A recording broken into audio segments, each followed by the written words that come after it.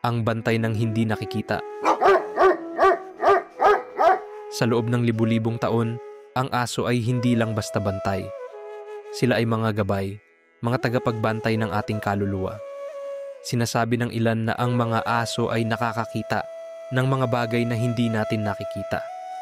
Kapag tahimik silang tumitig sa kawalan, maaaring may nararamdaman silang hindi natin nauunawaan.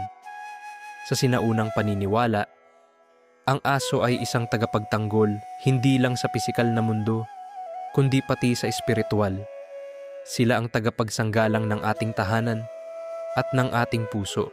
Kaya kung ang iyong aso ay lumapit sa iyo, marahang dumantay sa iyong tabi o tumahol na tila may nais sabihin, pakinggan mo. Dahil baka hindi lang siya nagbabantay, baka pinapaalala rin niya na hindi ka kailanman nag-iisa.